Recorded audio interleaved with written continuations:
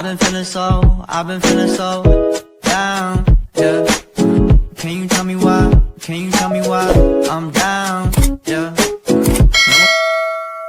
Halo semuanya, perkenalkan nama saya Vina, mahasiswi dari Sekolah Tinggi Ilmu Ekonomi Eka Prasetya Medan dengan jurusan akuntansi, dosen pengampu Ibu Tri Wulandari.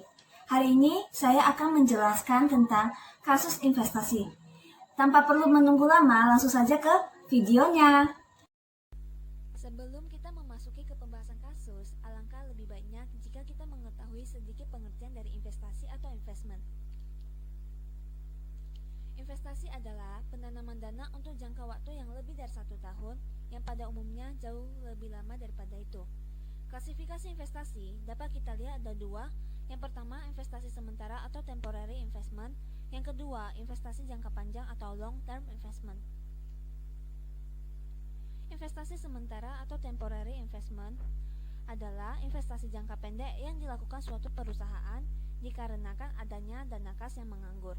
Bentuk-bentuk investasi sementara ada dua, investasi dalam bentuk saham atau marketable equity securities, investasi sementara dalam bentuk obligasi atau marketable debt securities. Sifat investasi sementara ada tiga, mempunyai pasaran yang luas atau setiap saat dapat dijual, periodenya tidak lebih dari 1 tahun, dimasukkan untuk dikonversikan menjadi kas. Nah, sekarang kita masuk ke kasus yang pertama. Bisa dilihat soalnya sudah tertera di PowerPoint.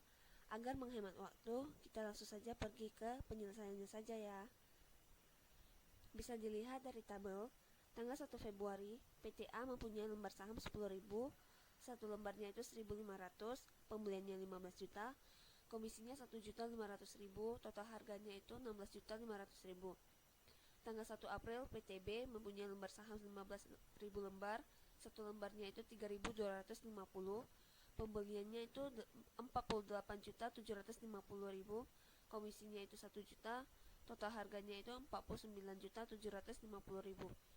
Tanggal 1 Mei, PTC mempunyai lembar saham 10.000, satu lembarnya 3.000, pembeliannya itu 30 juta, komisinya 1.500.000, total harganya itu 31.500.000.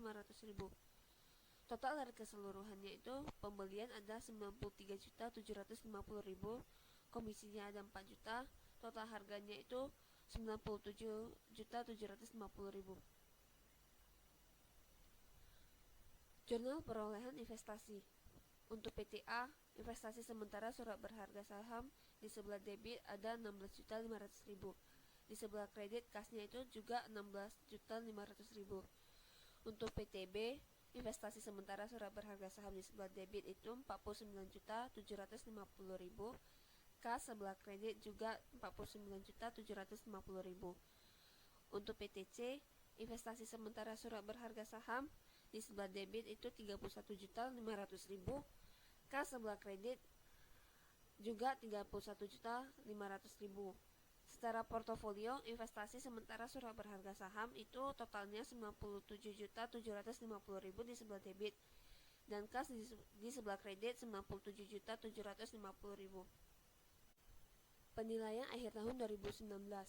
Tanggal 1 Februari, PTA harga perolehannya itu 16.500.000, harga pasarnya itu 17.500.000, selisihnya 1 juta. Tanggal 1 April, PTB harga perolehannya itu 49.750.000, harga pasarnya 47 juta, selisihnya mengalami kerugian sebesar 2.750.000. Tanggal 1 Mei, PTC mempunyai harga perolehan sebesar 31.500.000, harga pasarnya itu 30 juta, selisihnya itu mengalami kerugian sebesar 1.500.000. Totalnya harga perolehan mempunyai 97.750.000, harga pasarnya itu 94.500.000. Selisihnya mengalami kerugian sebesar 3.250.000. Bisa dilihat dalam jurnal tanggal 31 Desember 2019 atau penilaian akhir tahun 2019. Kerugian penurunan nilai investasi sebelah debit itu 3.250.000. Di penyisian penurunan nilai investasi sebelah kredit juga 3.250.000. Selanjutnya berdasarkan soal di atas, langsung saja ke pertanyaannya. Diminta jurnal saat penjualan, jurnal saat pembelian, dan jurnal saat penilaian akhir tahun atas investasi. Penyelesaiannya, harga jual investasi 20 juta, biaya komisi penjualan 1 juta, Total kas yang diterima itu 19 juta. Harga perolehan investasi atas saham di PTA sebelumnya itu kan 16.500.000. Sehingga laba atau keuntungan atas saham yang kita dapat itu sebesar 2.500.000. Jurnal penjualan. Kas yang diterima di mana harga jual dikurangi biaya komisi. 20 juta dikurangi 1 juta mendapatkan 19 juta. Harga perolehan sebelumnya 16.500.000. Sehingga laba penjualan kita itu 2.500.000. Kas di sebelah debit 19 juta, laba penjualan di sebelah kredit 2.500.000, investasi sementara 16.500.000.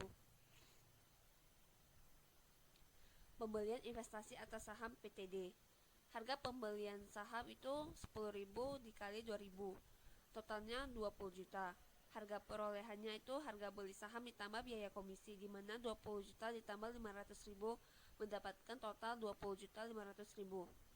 Jurnal pembelian investasi atas saham PTD, di mana investasi atas saham PTD itu di sebelah debit 20.500.000, kas di sebelah kredit 20.500.000. Penilaian akhir tahun 2020 bisa dilihat di dalam tabel. Tanggal 1 April PTB, harga perolehan 49.750.000, harga pasarnya 45 juta, selisihnya mengalami kerugian 4.750.000. Tanggal 1 Mei PTC mengalami harga perolehan 31.500.000, harga pasarnya 35 juta, selisihnya 3.500.000. Tanggal 18 Maret PTD harga perolehannya 20.500.000, harga pasarnya 20 juta, selisihnya mengalami kerugian sebesar 500.000. Totalnya harga perolehan 101.750.000, harga pasarnya totalnya 100 juta, selisihnya mengalami kerugian sebesar 1.750.000. Jurnal tanggal 31 Desember 2020 atau akhir tahun 2020, kerugian penurunan nilai investasi sebelah debit itu 1.750.000. Penyisihannya penurunan nilai investasi sebelah kredit itu 1.750.000. Secara portofolio 2019, harga perolehan di sebelah debit 97.750.000, harga pasarnya sebelah debit 94.500.000, selisihnya mengalami kerugian 3.250.000. Tahun 2020 harga perolehannya di sebelah debit itu 101.750.000, harga pasarnya itu 100 juta, selisihnya 1.750.000 mengalami kerugian. Kasus yang kedua bisa kita lihat di PowerPoint, langsung saja ke penyelesaiannya. Nilai nominal 37.500.000, harga beli investasi atas obligasi 3.487.500.000. Bunga 12% dibayar 1 Januari hingga 1 Juli, biaya komisi pembelian 150.000. Harga jual 1 November 3.562.500.000. Biaya komisi penjual investasi atas obligasi 100.000. Jurnal pembelian. Harga beli investasi atas obligasi 3.487.500.000.